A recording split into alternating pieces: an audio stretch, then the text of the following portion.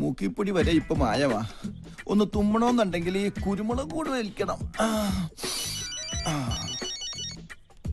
Hello, എന്തായാലും പഴയ കുടിശ്ശിക ഞാൻ കുറച്ചു ദിവസം കഴിഞ്ഞേ തരുള്ളൂ. ഇപ്പൊ തരാൻ ഞാൻ പിന്നെ തരാം. പണത്തിന്റെ കാര്യത്തിൽ മാത്രം ഈ ഗോപി വാക്ക് പറഞ്ഞ ഗോപിയാ അല്ല വാക്കാ. ഒരു സെക്കൻഡ്. അതെ, ലോക ബാങ്കിന്റെ MD-യുമായി ഞാനൊരു അപ്പോയിന്റ്മെന്റ് ഫിക്സ് ചെയ്തിരുന്നേ. അദ്ദേഹം വിളിക്കുക. ഡോളറിന്റെ വെള്ളിയിടിഞ്ഞൊന്നും അറിഞ്ഞില്ലേ? നിങ്ങൾ പിന്നെ വിളിക്ക് പ്ലീസ്. ഇനി ഇതേത് കുരിശാണാവോ? ഹലോ, നിങ്ങൾ വിളിച്ച വരിക്കാരൻ അല്പം തിരക്കിലാണ്. വരുന്നതിന്റെ മുമ്പത്തെ തിങ്കളാഴ്ച വിളിച്ചോളൂ. വിഷം വാങ്ങണമെങ്കിൽ പോലും ആരെങ്കിലും കടം തന്ന് സഹായിക്കണം. പക്ഷെ കയ്യിലോ 3 സെൽഫോൺ. എന്നെ പോലെ തന്നെ ഇതുങ്ങളെ അഗതികളാ. ഒന്ന് നമ്പർ നോക്കാൻ. ഇതിലാണെങ്കിൽ ഇൻകമിങ് മാത്രം. ആകെ ഉള്ളത് ഇതാ. ഇതിൽ ഇനി 11 രൂപ 80 പൈസ മാത്രം ബാക്കി. കയ്യിലാണെങ്കിൽ ചില്ലി കാശില്ല. പക്ഷെ ലോൺ കിട്ടുമെന്ന് പറഞ്ഞാൽ ലോക ബാങ്കിന് വില പറയും. നേര് പറഞ്ഞാൽ ഒരു 10-25 ലക്ഷം രൂപ കടം ഉണ്ടെങ്കിലേ ജീവിക്കാൻ ഒരു ത്രില്ലുള്ളടാ. അച്ഛന്റെ അന്ധവിശ്വാസ. ആത്മ പിടിച്ച് മരിക്കാൻ നേരത്ത് റിംഗ് ടോൺ ആയിട്ട് സേവ് ചെയ്തതാ. അച്ഛന്റെ ഓർമ്മയ്ക്കായിട്ട്. ഈ കോള് കുഴപ്പമാണ് അച്ഛാ. വീണ്ടും അച്ഛൻ വിളിക്കുന്നു. ശൂലം കുത്തി. Hello Gopi Sarah. സോറി, ഞാനിപ്പോ തലത്തില്ലല്ലോ. എവിടെയാ? ഞാനിപ്പോ ആഗ്രഹില്ല. ഫാമിലിയുമായിട്ട് താജ്മഹൽ കാണാൻ വന്നതാ. നല്ല ക്ലിയർ ഉണ്ടല്ലോ. താജ്മഹലിന്റെ ഏറ്റവും മുകളിലത്തെ നിലയിലായതുകൊണ്ട് ഭയങ്കര റേഞ്ചാ. ചെവിട് പൊട്ടിപ്പോണ്. ആട്ടെ, നിങ്ങളിപ്പോ എവിടെയാ? ഞങ്ങൾ താജ്മഹലിന്റെ ഗേറ്റിലുണ്ട്. ഗേറ്റിലോ?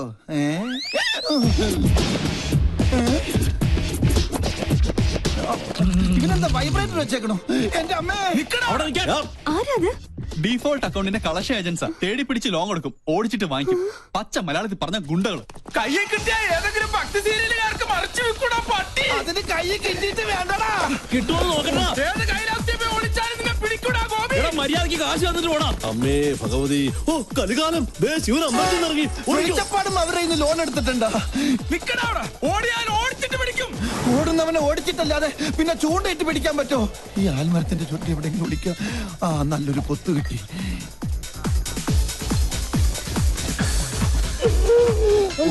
അച്ഛന് അന്ത്യശ്വാസം വലിക്കാൻ കണ്ട നേരം. ഇതെന്താ തട്ടുകടയാണോ? മുട്ടയിരിക്കുന്നു. ശരിക്കും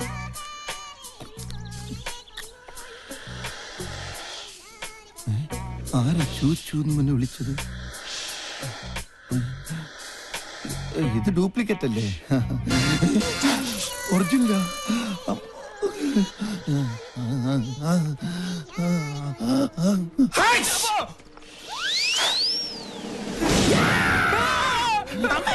അത് ശരി.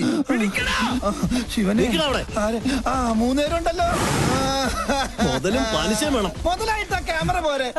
മുതലാളി എന്തിനാ ജപ്തി ചെയ്തത്? കഴിഞ്ഞ തവണ കാല് പിടിച്ചോണ്ടാ ഈ പന്നിയുടെ മകനെ അവധിയോടെ കൊടുത്തത്.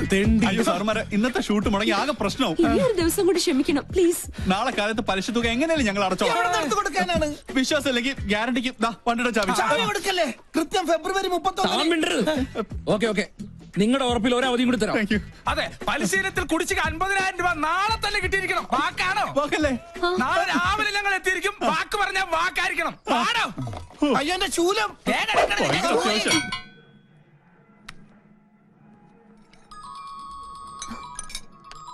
ഹലോ ഹലോ, ഇന്നലെ നമ്മള് വാക്ക് കൊടുത്ത ഗുണ്ടകൾ എത്തേണ്ട സമയമായി. അവിടെ എന്തായി? എന്നെ കൊണ്ട് പറയിപ്പിക്കല്ലേ. എന്ന ധൈര്യത്തില നീ അവർക്ക് വാക്ക് കൊടുത്തത്? ഇന്നലത്തെ ഷൂട്ടിംഗ് നടന്നിട്ട് പിന്നെ വാക്കല്ലാതെ ചാക്കായിരുന്നു കൊടുക്കണ്ടേ? എടാ, നീ ടെൻഷൻ ഒന്നും അടിക്കണ്ട. നമ്മുടെ പശു ഇല്ല ഇവിടെ, കാമധേനു. നോക്കട്ടെ. പത്രപാരായണത്തില. എന്തെങ്കിലും ഒന്ന് ചെയ്തേ പറ്റൂ. ഒരു നമ്പർ ഇട്ട് നോക്കാം. ഏറ്റാൽ ഏറ്റു. എന്തായാലും നീ ഇങ്ങോട്ട് വാ.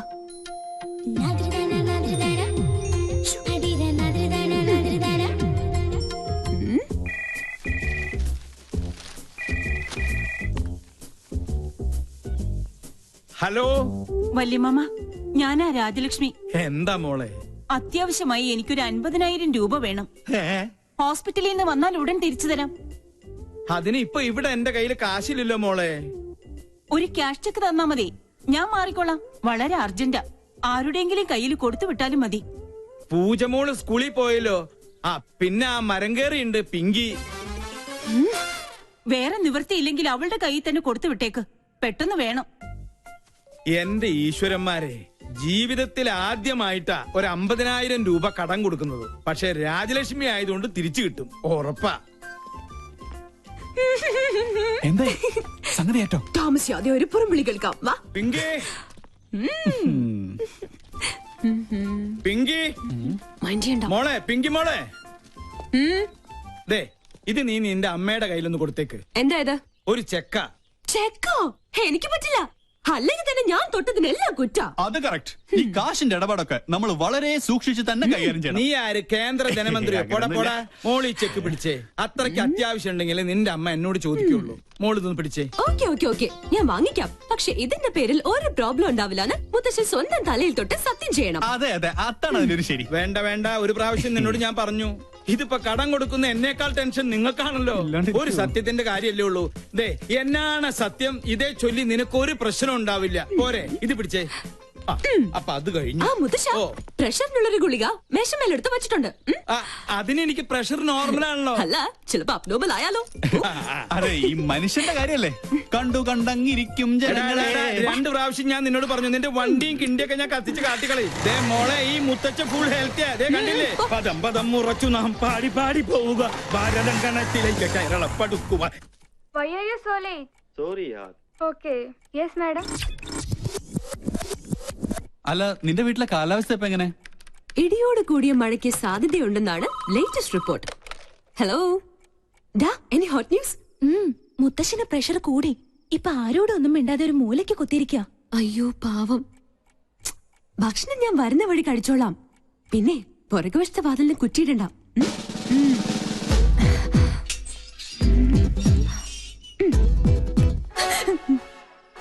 എനിക്കറിയാം ഇന്ന് നീ ഈ കുറുക്കുവഴിയിലൂടെ എഴുന്നള്ളൂന്ന്. തെരുവില് മോണോ ആക്ട്, വീട്ടില് മിമിക്രി. എന്താ നിന്റെ ഉദ്ദേശം? പോ ഇവിടെ. കണ്ടില്ലേ മുത്തച്ഛന്റെ അവസ്ഥ? അയ്യോ, മുത്തശ്ശൻ എന്ത് പറ്റി? മാഡം വന്നു, സാർ എന്തോ ചോദിച്ചു, മാഡം എന്തോ പറഞ്ഞു, പിന്നെ പടക്കോന്നൊരു വീഴ്ചയായിരുന്നു. അയ്യോ, പ്രഷറിന്റെ ഗുളിക കഴിക്കാൻ ഞാൻ പ്രത്യേകം പറഞ്ഞതല്ലേ. ഫോണിൽ എന്റെ ശബ്ദം അനുകരിച്ച് എന്തിനാ നീ കാശ് വാങ്ങിച്ചേ? ആട്ടെ, ആ കാശ് എവിടെ? കാശ് ചെലവായി പോയി. നേരെ ചൊവ്വേ കാശ് ചോദിച്ചാ അമ്മ തരുവോ?